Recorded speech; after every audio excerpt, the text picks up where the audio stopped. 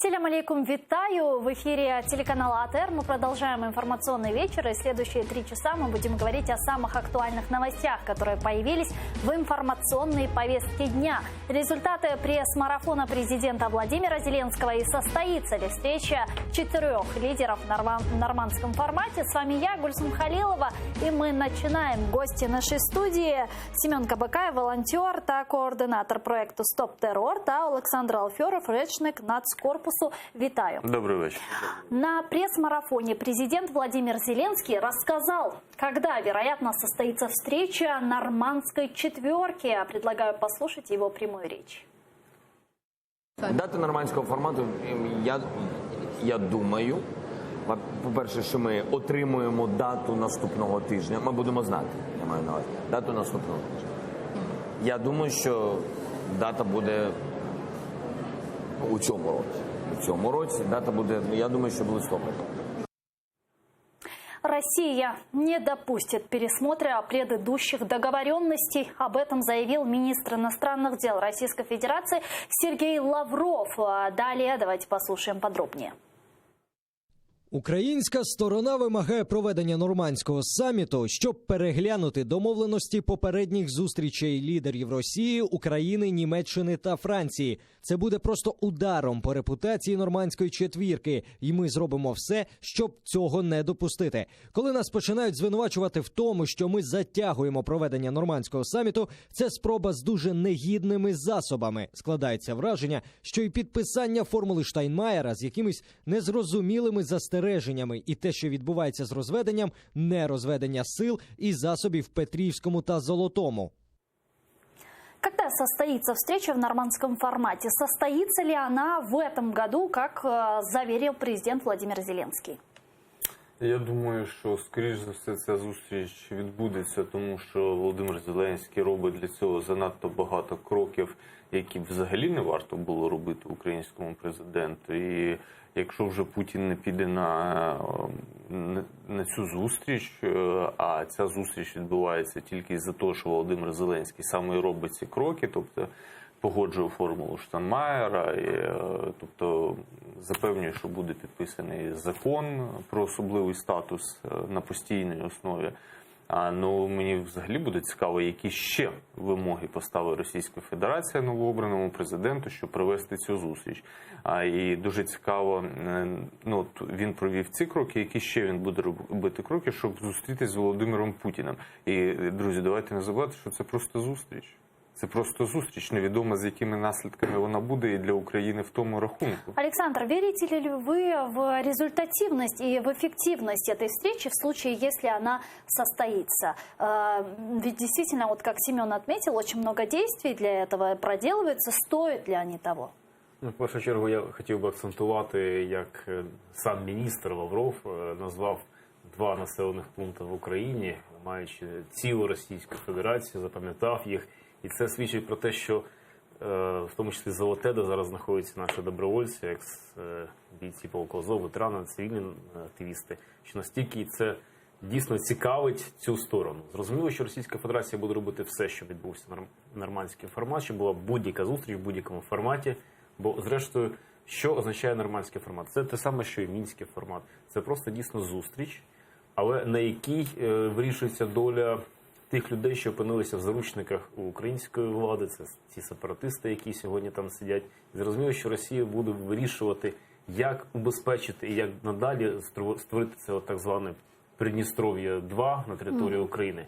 Тому зрозуміло, що зустрічі будуть. І тут, до речі, скажу, що ми дуже активно йдемо на ці всі зустрічі, але насправді за ними ж немає жодних гарантій, що щось закінчиться, щось станеться. Це зустріч справді. Потиснути руки, переговорити, ну, але не більше того. Одним из условий проведения этой встречи это было разведение войск на Донбассе. И президент Владимир Зеленский сказал: я отвожу войска там, где могу, и делает все возможное в поставленных рамках. Давайте его послушаем. Я, знаєте, як Ван Дам в такому конкретному шпагаті знаходжусь. Було б 3 ноги, на 3 мене посадять. Тому я роблю те, що можу в цих рамках. І виходжу з них, як можу. Да, відвожу там, де можу забезпечити безпекову ситуацію.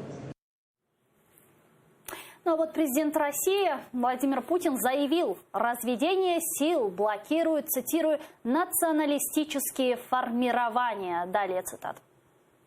Домовились про розведення сил, але ніяк діючий президент не може забезпечити розведення бойових підрозділів і техніки. Ну не може. Під'їхали туди націоналістичні військові формування та публічно заявили, якщо армія піде з цих позицій, ми там станемо. Армія не йде. Я так понимаю, что Владимир Путин, когда говорит про националистические формирования, имеет в виду вас. Что бы вы ему ответили? Безперечно, 6 жовтня, під час того, як в Києві зібралися там вічі, чи як назвати, мітинг величезний, Андрій Білецький з ветеранами російсько-української війни приїхали в населений пункт Золоте-4, де дійсно стало блокпостами, якщо повертатись до цієї історії. Цікаво, що сам Путін, бачите, так само хоче, щоб війська розійшлися. Це вигідно Російській Федерації. Вигідно для того, щоб укріпити свої позиції на території України, зменшити спротив української армії. І зрозуміло, що на сьогоднішній день вони всі бажають, щоб Зеленський зміг відвести українську армію. На сьогоднішній день я зауважу, що Зеленський президент сказав, що він відводить там, де може. Але я хочу зауважити всіх наших глядачів, що насправді відвести війська – це не те, що, знаєте, сів в машину і виїхав. Так? Це величезна кількість техніки, це величезна кількість особового складу, це правило виходу. Так?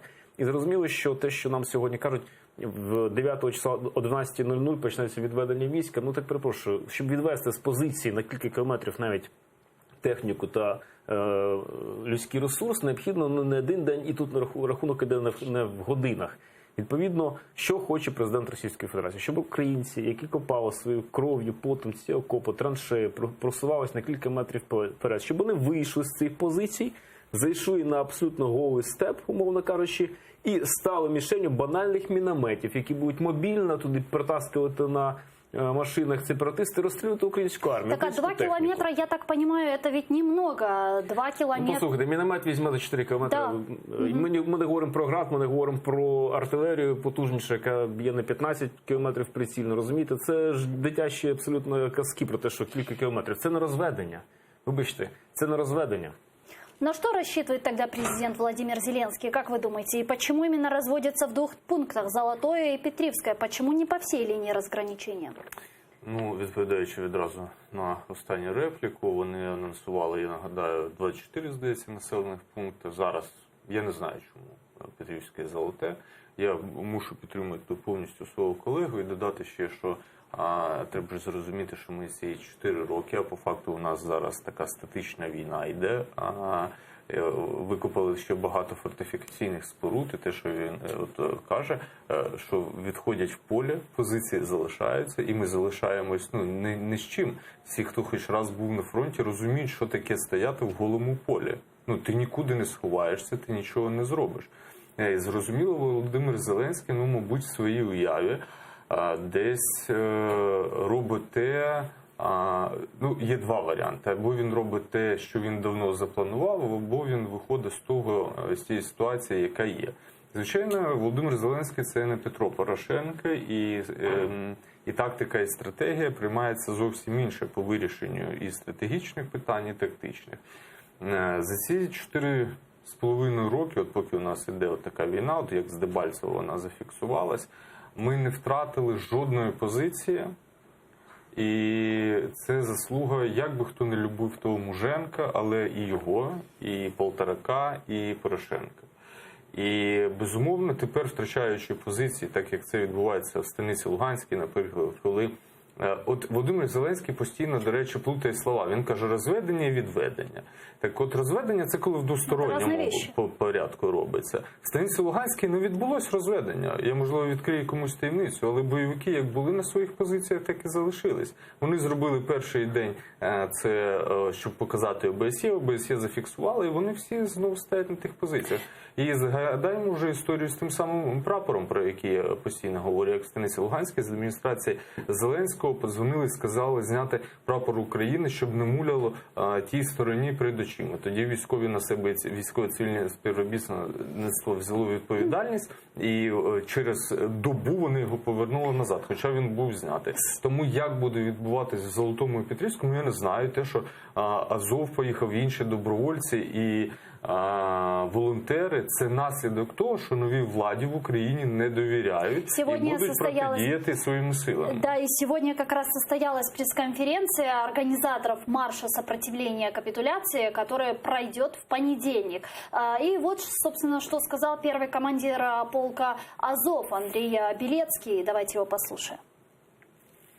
Ми виступаємо не проти мирних ініціатив. Ми виступаємо проти речей, які є не просто там аморальними чи ганебними, які є просто небезпечними, життєво небезпечними для взагалі існування нашої країни. Виходьте одночасно і на свято, і виходьте для того, щоб показати, що ми все розуміємо, ми не байдужі, ми здаватися не збираємося. Ми дотиснемо і того ворога, и внутреннюю слабкость, яку проявляет влада. Ну вот как вы думаете, акция, которая пройдет в понедельник, она повлияет на ситуацию? Вы верите в это? В першу чергу хочу закликати в 16-й годині прийти всіх до пам'ятника Тараса Шевченка в Києві для того, щоб приєднатися до святкування Дня Покрови, Дня захисника вітчизни нашої, козацтва, взагалі свято, яке об'єднує патріотів. І я переконаний, що це буде величезний посил для адміністрації президента, в тому числі подивившись на кількість. Бо я хочу нагадати, що 24 серпня так само йшла хода, марш ветеранів, який дуже сильно вплинув на ситуацію в цілому відзначення Дня Незалежності. Сьогодні, повторюється ця ситуація, коли ветерани виходять, патріоти, цивільне населення, активісти.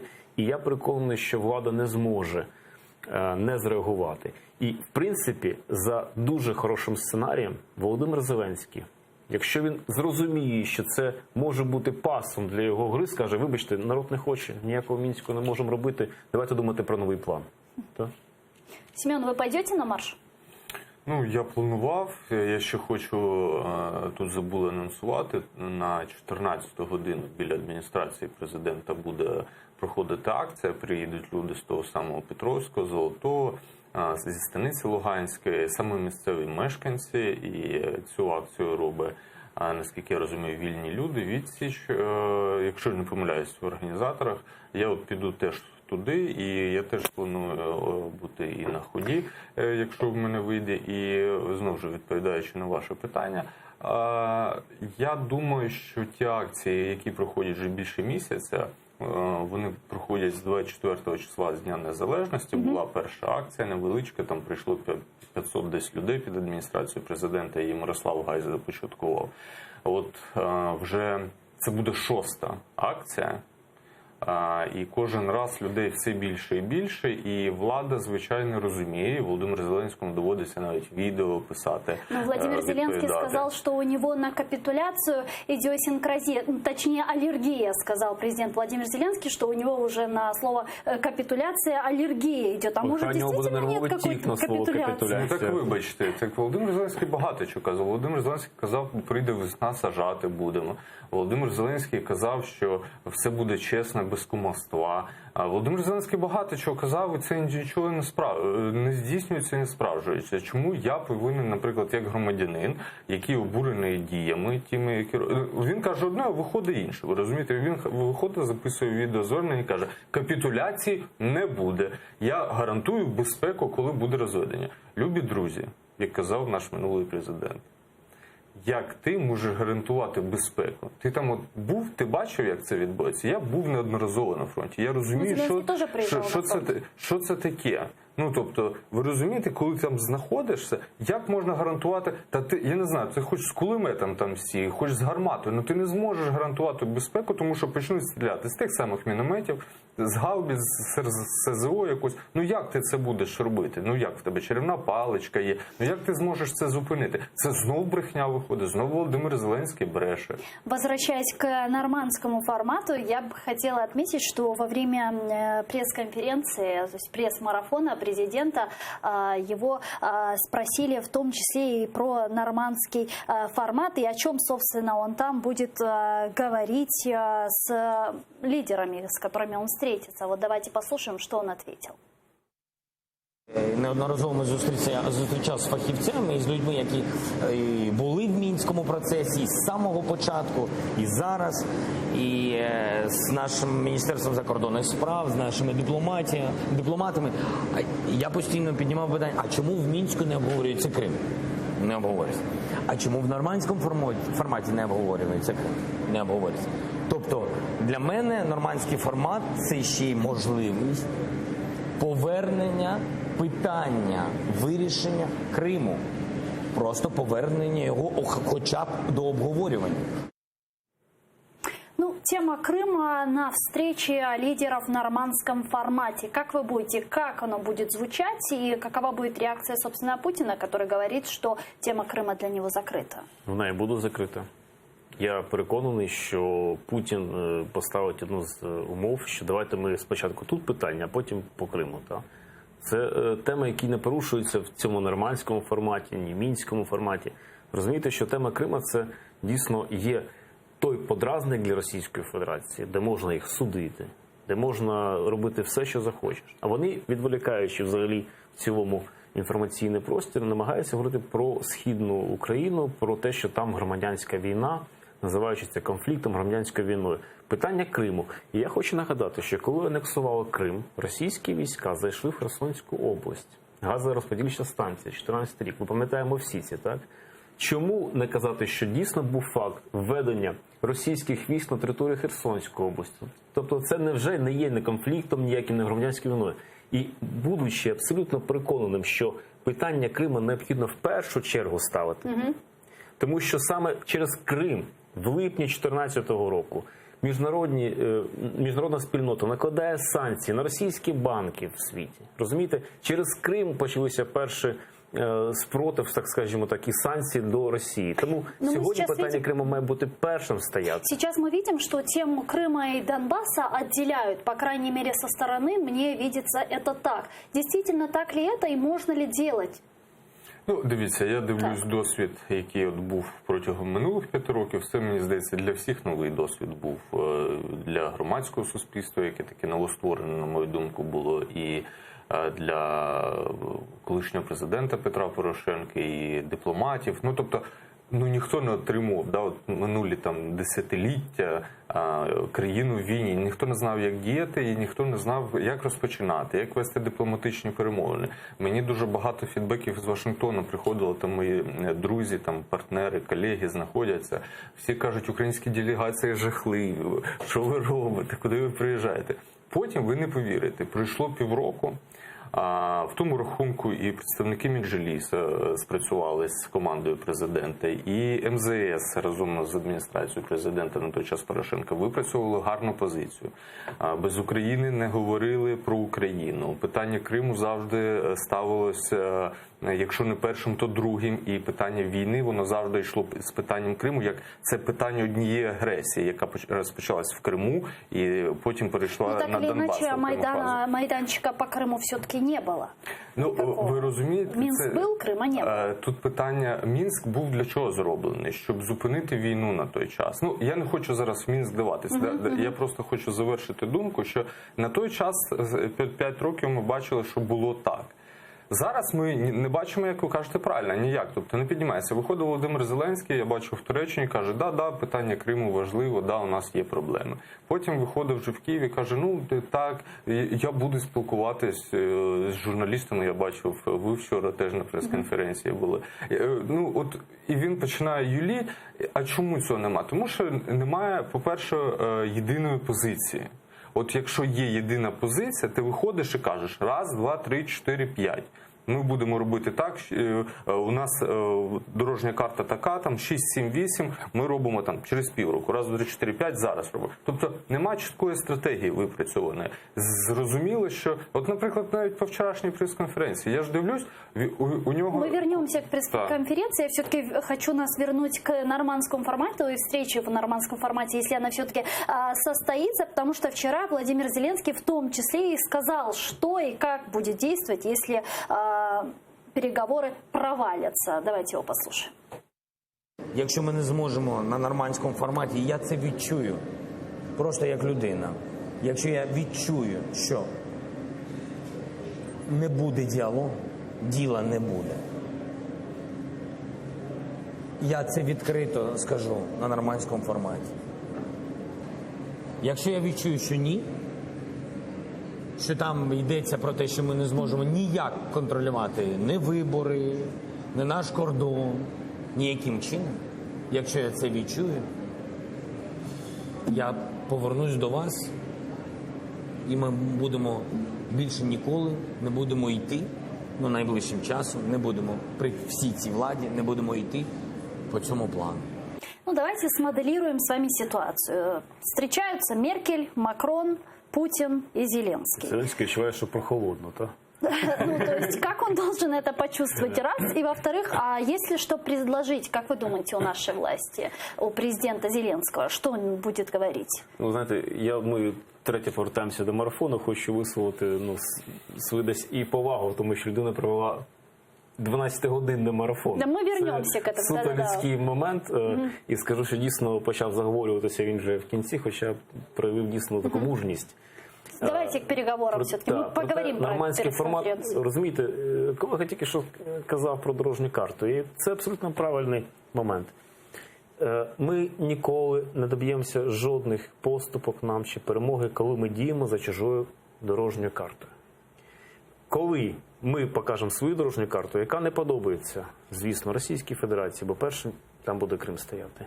Вона не подобається Німеччина. А у нашей власти она есть, эта дорожная І карта? в тому то справа, що у нашої влади ця дорожня карта не вироблялась. Ми завжди ставили якесь дзеркало на питання про цю дорожню карту, що от є Мінськ, нам запропонували. Начебто і зустрічі дійсно на високих позиціях. Але повірте, що мінський, що нормандський формат – це не формат України. Ми виглядаємо як жебраки, які намагаються постійно або просити грошей, або допомоги, і говоримо, виріште, будь ласка, наше питання, вплиньте на Путіна, бо ми самі не можемо. Вибачте, у нас абсолютно виграшна позиція. І всі це в Європі розуміють, що є окупація Криму, є окупація Донецької, Луганської областей, з виявленими фактами порушення державного кордону російською технікою, російськими вояками. І розумієте, що просто тут момент такий, що на 20-й рік незалежності України ми все одно залишалися такими слабкими, що не могли свою позицію вибудувати. А вы уверены, что Макрон и Меркель будут на нашей стороне? Вони не будуть на нашій стороні. Це абсолютно логічно. Вони на стороні, Макрон на стороні Франції, Меркель на стороні Німеччини. У них своє змагання Німеччини і Франції в гегемонії над Європейським Союзом. У них свої інтереси економічні, у них свої вибори, між іншим, так, в яких вони теж беруть участь, у них свої парламентарі, у них свої страйки, мітинги і тому подібне. Вони будуть піклуватися виключно про позицію своїх країн та Євросоюзу в другу чергу. Українське питання у них є в почесному 39-му чи 57-му місці, розумієте? Нам треба свою позицію. Наша позиція має починатися в тому числі з першого пункту окупації Криму, введення незаконних збройних формувань на територію України. Если все-таки встреча в нормандском формате провалится, как вы думаете, что будет делать украинская власть дальше? Це дуже цікаве питання. Я, мабуть, не відповім на нього, щоб була вичерпна відповідь. Так? Просто, щоб нікого не оманувати. Я, можливо, продовжу думку колеги і не погоджуюсь, що у нас виграшна або невиграшна позиція. У нас доволі контроверсійна позиція, насправді. І, знаєте, це як ніж. Ножом можна вбивати, а можна масло різати. Так і влада, яка приходить, в Україні будь-яка, це не Володимира Зеленського чи ще когось стосується. От як влада поставить себе, як вона зможе вибудовувати, так і буде. Я завжди був прихильником того, що ми завжди повинні бути сильними всередині. Ми повинні розвивати свій оборонно-промисловий комплекс. Ми повинні поліпшувати Збройні сили України, переходити на стандарти НАТО. Ми повинні додавати додаткові повноваження Службі безпеки України. Вибачте, 5 років пройшло, ми нічого не додали. Тобто вона досі з правоохоронними функціями там корупціонерів ганяє. Ми повинні розвивати Національну гвардію. Ми повинні покращувати Міністерство внутрішніх справ. Ми повинні дбати про свою безпеку, тому що безпека стоїть на першому місці в державі. Тому що якщо нема безпеки, нема ні економіки, ні прав людини, нічого нема взагалі. Тому внутрішня ситуація повинна складатись таким чином. Це, знаєте, як порада Володимиру Зеленському.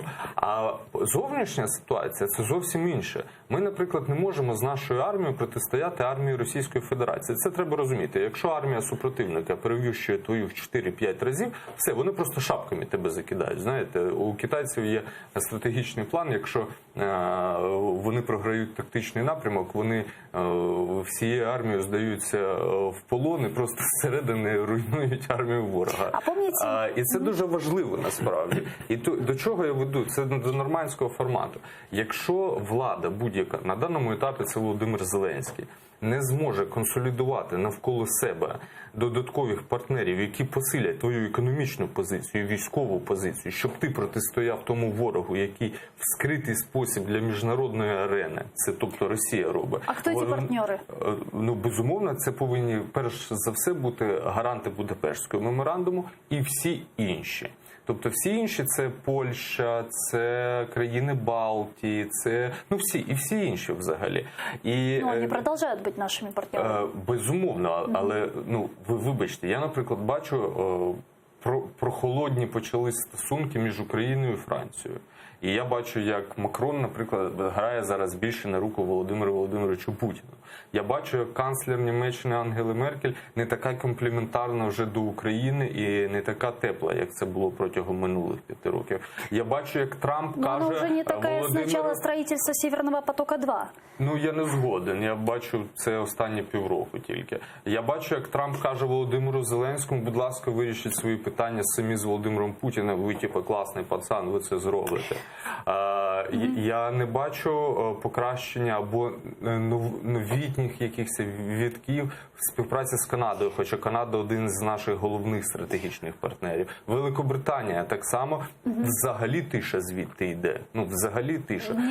Недавно министр иностранных дел Украины Вадим Пристайко сказал, что есть 3 сценария завершения войны. Это Минск, это международные партнеры, да, это санкции, это миротворцы. И третий – это кипрский сценарий. Кипрский сценарий – это, наверное, самое печальное. Это замороженный конфликт, это больше 70 лет оккупации территорий. Какой из этих сценаріїв наиболее вероятний? Очевидно, пан міністр не розуміє в цілому те, що війна є продовженням політики, так, вирішення політичного конфлікту – це війна. І війна має тільки 2 сценарії. Вкив-викив, програв-виграв.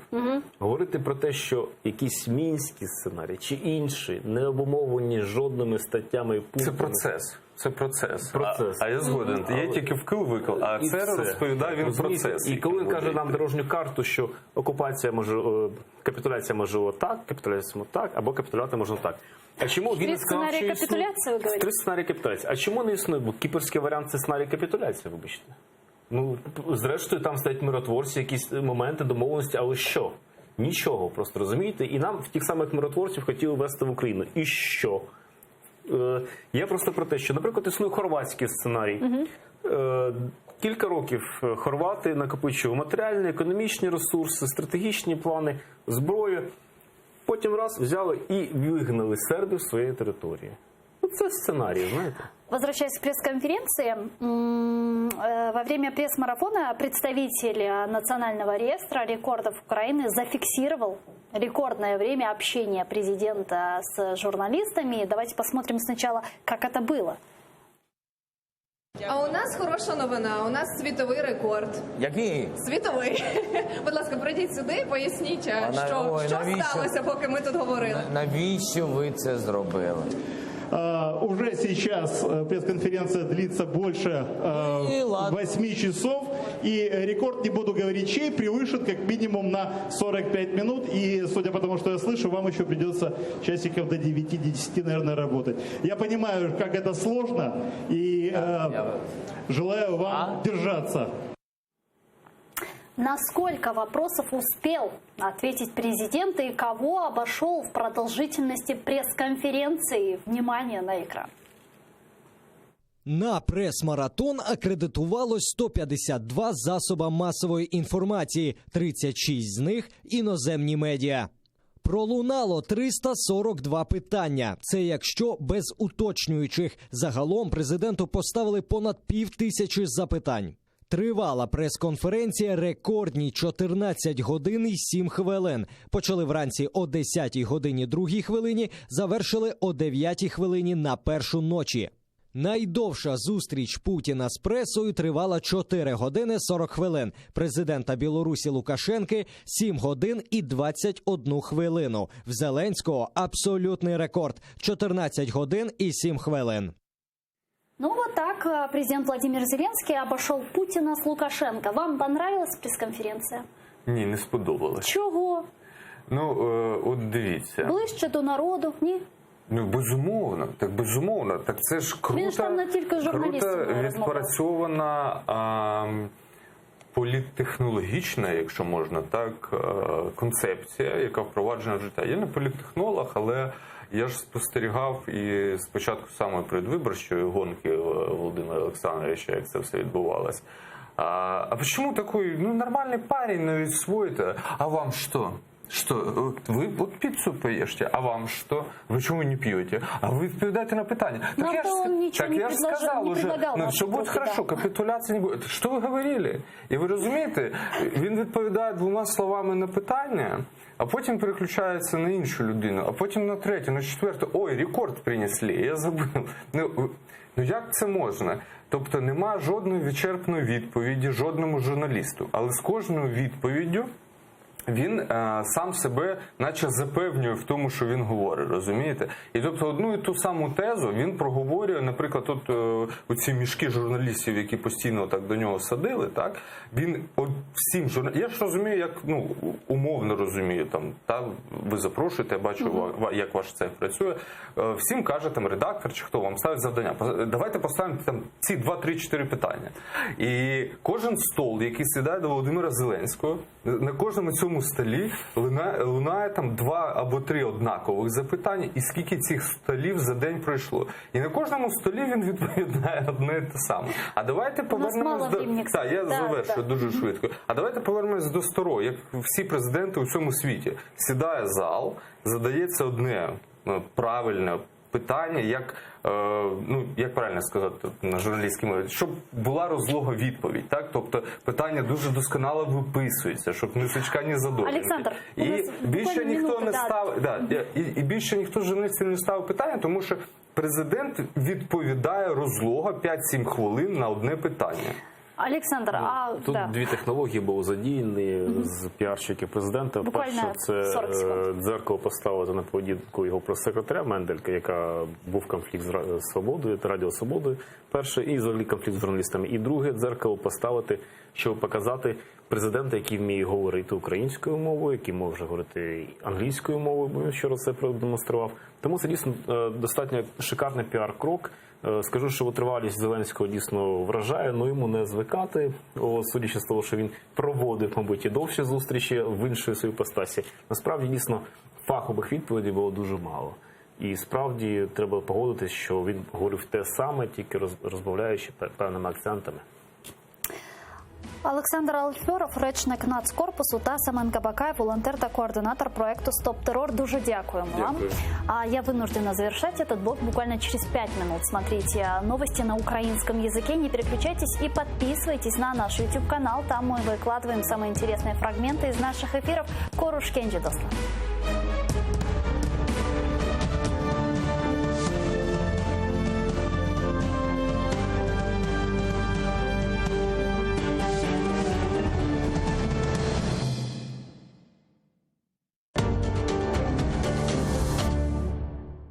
Зеленський готовий долучити Володимира